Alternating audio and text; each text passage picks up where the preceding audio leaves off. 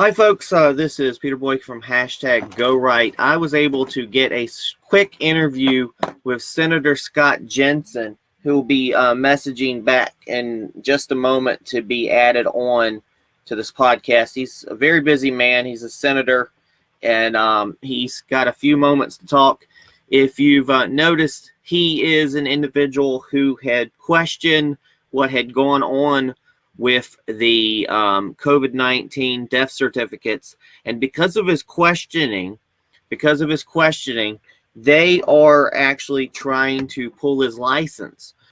If you notice, folks, when you put out information on the internet, that's just a little different. What the mainstream wants. They will do everything in their power to limit it.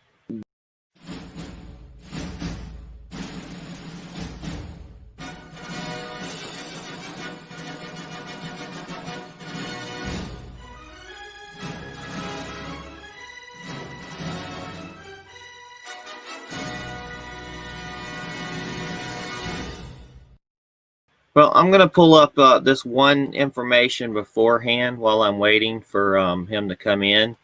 This was recently posted about COVID-19 deaths, and it goes a lot along with what's been going on here. It's already had 21 million views, but here we go.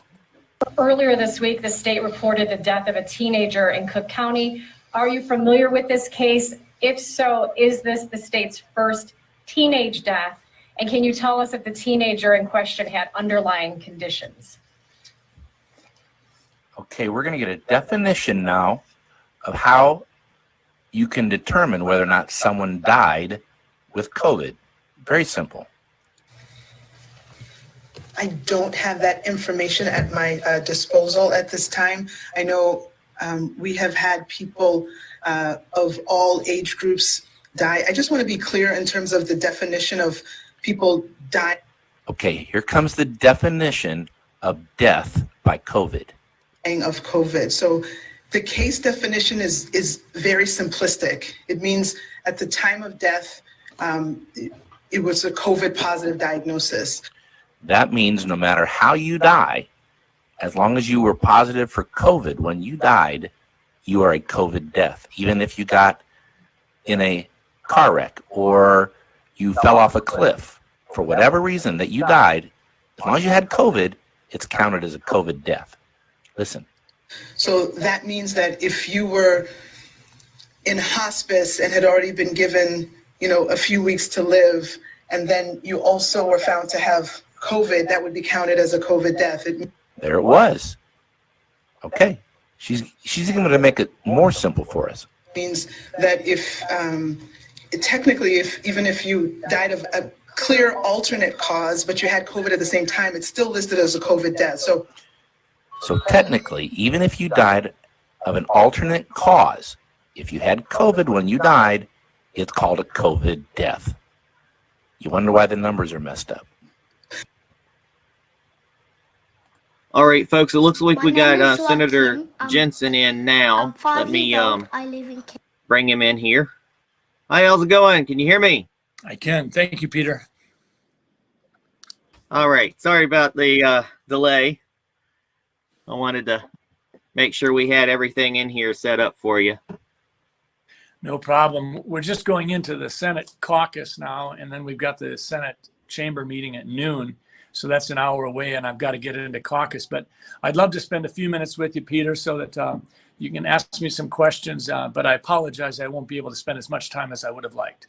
Excellent. We'd like to have you on anytime you'd like. So we were just watching a video where they were talking about a little individual. She was talking about COVID deaths, and she was basically saying the point of a COVID death is just considered a COVID death, even if the person didn't die because of COVID. It was kind of shocking. Like if someone jumped off a building and they had COVID, they would say that was a COVID death instead of the pavement. It's just crazy. I was kind of wondering about your situation and what you're going through right now. If you can just give us a quick synopsis of what's going on in your life. I'd be glad to. Yeah, I saw a little bit of the video that you played, and I believe that came out of Illinois, and that was the public health director that shared that. And what she essentially was saying is just because COVID-19 is identified on a death certificate as the cause of death doesn't mean they died of COVID-19, which on the surface for the average Joe listening would say, well, that's ridiculous. The cause of death on the death certificate should be what the patient died of. And this is just how messed up it's gotten. And this is why Pennsylvania has subtracted a couple hundred COVID-19 deaths from their total, and Colorado's done the same. Unfortunately, New York went the other direction. They looked at a delta of, or a difference between what they normally would have expected in terms of deaths and how many they had. And they said, well, we have more deaths than we would have expected. So they must have been COVID cases that we didn't pick up. So even though we never did a test on them, we're going to go ahead and add those to our numbers. So in one day, their COVID death count went up 50%. This is problematic. I'm not telling New York what to do, but I'm just saying that this has absolutely muddied the waters around our country and actually around the world. My specific situation is that because I declared that the Department of Health in Minnesota had sent out a communication on April, in the early part of April, indicating that it's appropriate now to go ahead and put COVID-19 down as a cause of death if you think it's probable or assumed or possible or likely, and or if it's a contributing factor. Now, this is not the way I've been doing death certificates for 35 years. I've been doing them always with the greatest amount of respect for precision and specificity. And if you actually look at the CDC's manual to physicians as to how death certificates should be completed, it specifically identifies that a cause of death or the underlying cause of death should be the initiating factor. So that if a person is admitted to a nursing home with congestive heart failure and the shortness of breath increases and the fluid retention increases and the family and patient decide to go on hospice. And so at this point in time, the patient is seen to likely going to be passing from congestive heart failure. And let's say that perhaps the patient develops respiratory distress and is put on oxygen, but nothing more aggressive than that. And then we identify pneumonia. And then a COVID-19 test is found to be positive. Or a COVID-19 test is not even done. In these kinds of situations, from my perspective, it would always be the underlying cause of death would have been congestive heart failure, and a pneumonia would have, or if you will, respiratory distress would have been a complicating factor. Pneumonia would, and you'd end up potentially putting on COVID-19 as a contributing factor, but that goes in a totally different section because in terms of the actual causation of death, the sequencing of it, this patient was dying and COVID-19 was not the cause of death. Congestive heart failure was. So when I basically raise this as an issue, I have now been accused by someone, and I don't get to face my accuser, but I've been accused of disseminating or spreading misinformation. I've also been complained about in regards to reckless advice. And the reckless advice has to do with the fact that I am willing to compare COVID-19 and influenza. And I think that where I see that as being particularly unfair is Dr. Fauci and Dr. Deborah Birx and Dr. Mike Osterholm and epidemiologists and infectious disease doctors all across our nation and across the world compare COVID-19 to influenza because they're both respiratory viruses. They're both single-stranded RNA viruses. What would we compare it to? Would we compare it to syphilis? Would we compare it to Ebola or tuberculosis? Of course not. We compare it to something that presents in a similar fashion, that has similar symptoms, that does have a latency phase, that does have an incubation period, does have a period of infectiousness.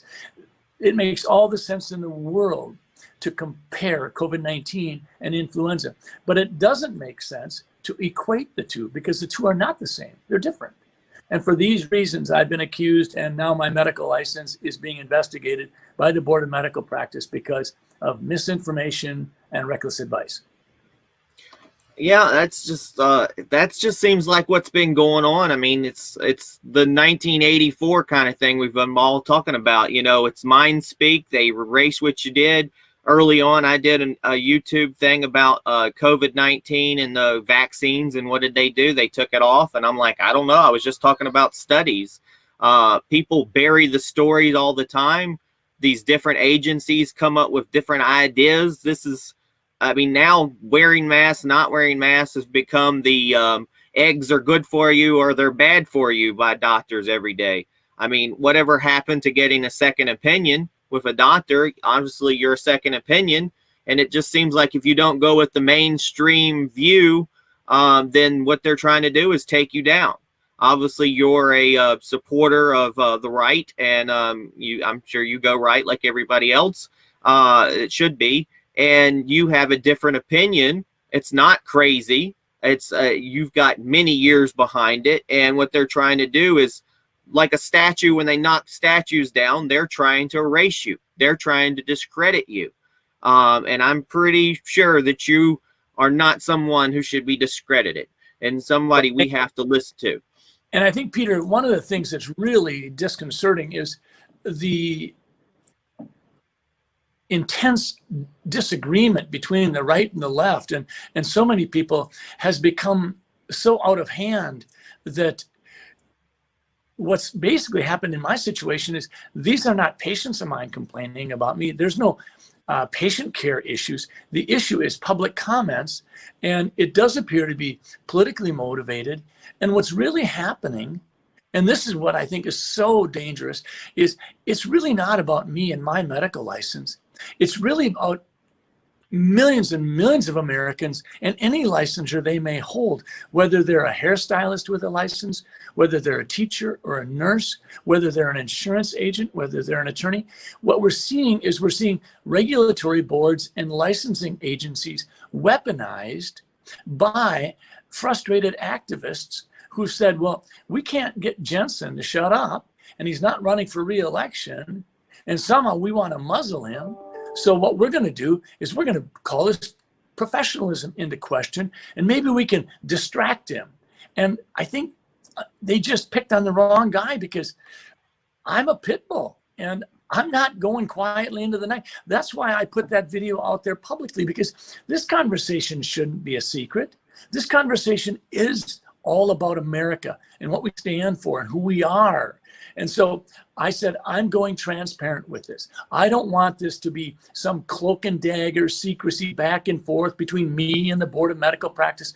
I want people to know, and I'm going to fully cooperate with the Minnesota Board of Medical Practice.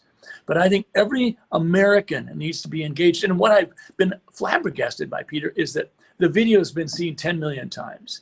The number of people that have reached out to me from states in the US and countries all over the globe has been incredible. And I just, if I could use your program to simply say this: thank you, citizens of the earth, because you've been so gratifying for my wife and I and my family as you've come up and said, this is wrong, regardless of what a person believes, whether they agree or disagree with me. We can't be behaving like this. We cannot be holding people in contempt. We cannot be trying to find some sidelight way of trying to attack a person. We have got to be better than that. And I think we can be, and we should be. But Peter, I apologize. I've got to run. It's a pleasure to meet you, and it's a pleasure being Absolutely. It'd be great to have you on again when you have a little bit more time, because I'd like to hear about other things in your life and what you're doing, and definitely want to talk to you about our Go Right campaign. And it seems like to me you are going right. You are doing the activism, and you're standing up and being strong and being a good voice, and that's what we need. People, a lot of Republicans, a lot of people on the right don't. They're afraid to speak out. They're unsilent.